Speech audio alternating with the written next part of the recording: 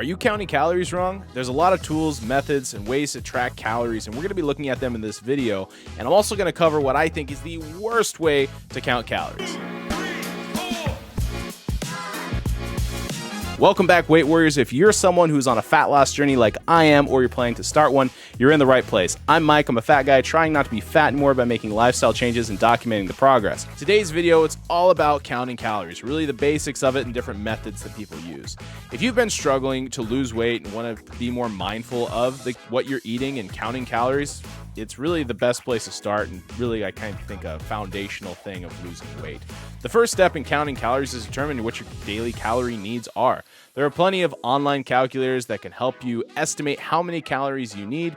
You can also calculate how many calories you burn throughout the day, or really get your TDEE, which is your total daily energy expenditure. If you want to learn more about TDEE, or if you have really questions about more of calories, I'm doing a whole series on it, feel free to check the link down below in the description, and I'm sure it will be valuable to your weight loss journey. Now, let's talk strategy and techniques you could use to actually track your calories to ensure success in this journey. Well, I'd like to start with one that's super popular, and you've probably heard about it, but it's MyFitnessPal. I will say MyFitnessPal is the most popular app. However, there are some others that I will review on the channel that I prefer, but MyFitnessPal is kind of a household name. MyFitnessPal is a popular app for tracking calories and macronutrients. It's also a great tool to use when you're trying to count calories and you're trying to look stuff up. They have a huge database of restaurants and different foods, so it's really helpful with that.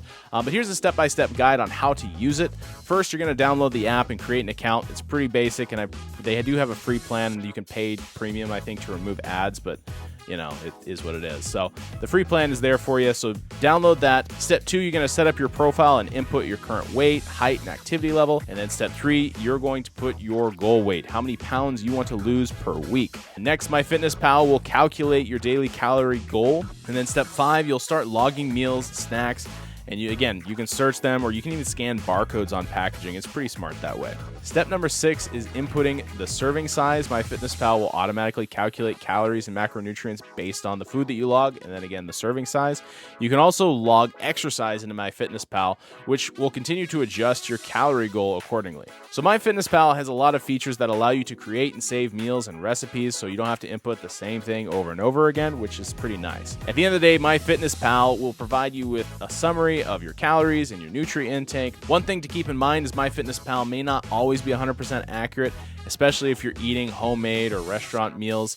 I've noticed, I don't know, maybe it's just you get different servings at different restaurants, so you can't just exclusively trust it. And it's not necessarily MyFitnessPal's fault, but it's a little different than, having a nutritional information on the back of a label or weighing out food and knowing exactly how many calories you're getting.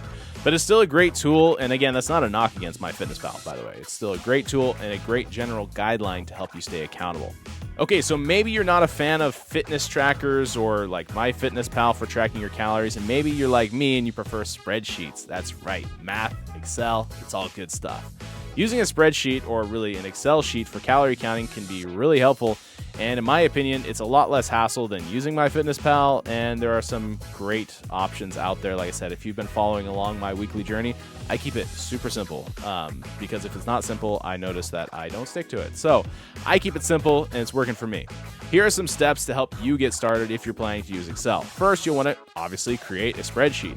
You can message me if you'd like a copy of the one that I use. It's pretty basic, like you've seen it, so pretty straightforward to create. But if you're into creating your own, like I said, just create the columns for date, meal, if you want to do like breakfast, lunch, dinner, snacks, and then you will probably populate those with food items. I usually count in grams, and then also the calories for each row or item.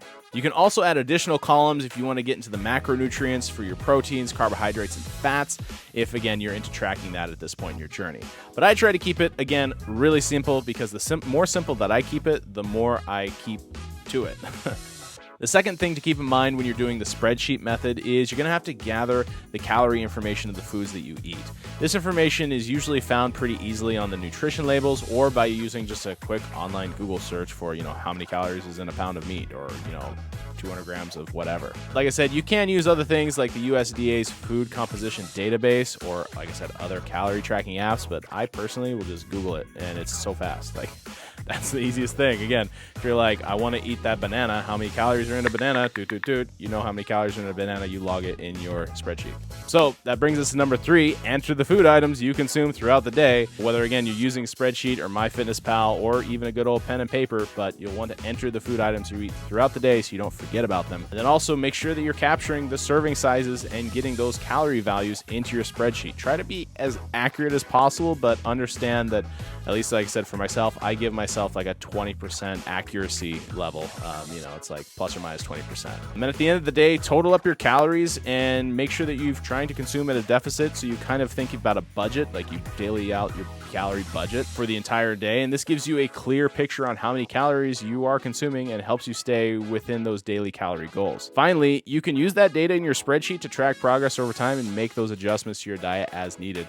When you use those charts and graphs and you can really visualize your progress over time, it really helps identify different areas or trends that you may be really making mistakes in. Or like I said, for me, I notice like I eat more on the weekends, specifically Sundays.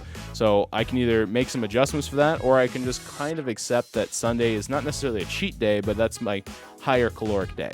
Still not a fan of MyFitnessPal? Maybe you're not into spreadsheets or apps of any kind whatsoever? Well, one thing you can do is go old school and get a good old food journal. Just a piece of paper and a pen. I like this method because it's pretty much the simplest, and again, it's still effective to count calories. All you really need, again, is a notebook. You don't need an app, you don't need your phone, you don't need to create a spreadsheet. And just put everything you eat on this piece of paper and track it throughout the day so you make sure you don't go over your calories. Again, it's important to be as accurate as you can, but not stress accuracy to the point where you don't do it. When recording your food intake, it's important to make sure that you take into account everything. That means if you eat it, it has calories likely. And so this includes all condiments, oils, dressings, anything really used to enhance flavor. I don't personally count much of the spices like salt and pepper, but if you're putting sugar or anything that, again, has calories in it from a spice, like I said, you have to capture everything that you're eating. If you're eating out, you can search the nutritional information online or ask the restaurant for the nutritional information, and usually they can give that to you, or at least you can get a rough guideline of the food that you're eating, how many calories that are in it. At the end of the day, tally up your calories again and make sure that if you're trying to have a caloric deficit, that your calorie intake matches for what your daily calorie goal is. And if you're trying to lose weight, aim to, again, eat in a caloric deficit by eating fewer calories than your body burns. Again, using a food journal can help identify patterns in your eating habits, such as snacking or emotional eating or really overeating, again, on the weekends, which is, again, usually my case, but try to make adjustments to your diet accordingly. Remember, counting calories is just one of the tools that we have in our weight loss toolbox. It's not like this magic solution, but it can be helpful to become more aware of what you're eating and make healthier choices. It's really about capturing all the data that we can to make sure that, well, that we're losing weight, or if we're not losing weight, why is that? Most of the time, it's because we're actually overeating. If you've enjoyed this video, please comment down below, tap the subscribe button, and share this with your friends. Be sure to ring the notification bell for when more Weight Warriors videos comes out. And thank you so much for watching, and I'll see you in the next one.